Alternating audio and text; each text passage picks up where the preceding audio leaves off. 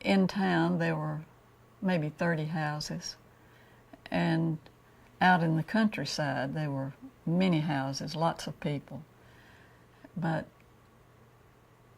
Rohwer had a water tank that was our, that was where we told everybody to come, the water tank, and maybe 3 stores. One was a mercantile store, and one was a store that you bought your beer, and the other one had the ice cream and the Cokes and the goodies.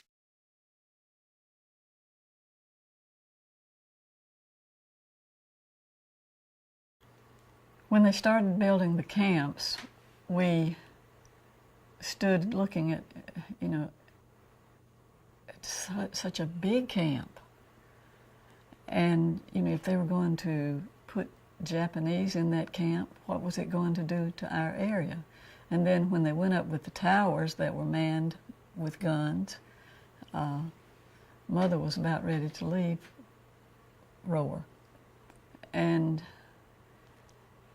it was very frightening. We got another dog, and we were very careful in being sure that our windows were latched and the doors were latched, and because we didn't know what to expect.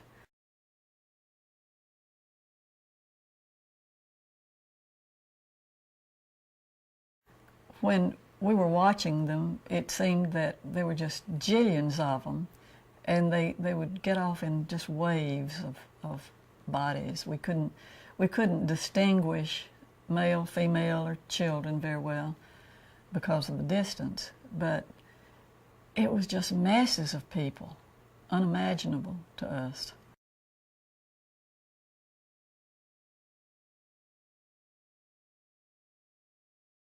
My brother was not afraid of the Japanese.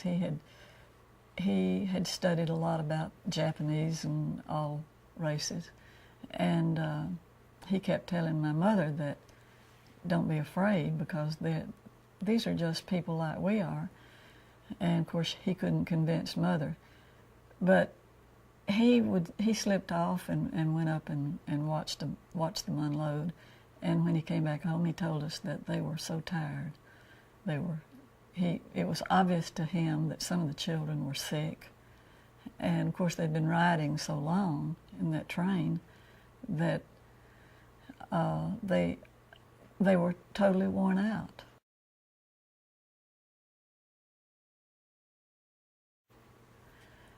And his name was Juisha Kamikawa, and they became close friends and brought him home with him.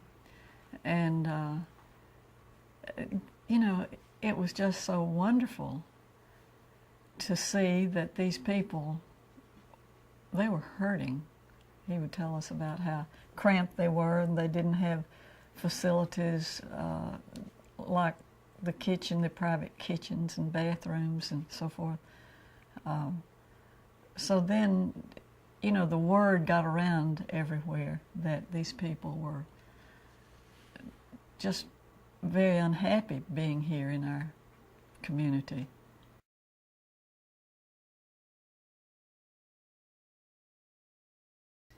Mother was very relieved when they left, because she said, now y'all can just go out and do whatever you want to do, because I won't worry about you anymore getting hurt by Japanese. I look back today and wonder how in the world we arrived at such a fear of these people that were Americans. And I'm truly sorry that we felt like that.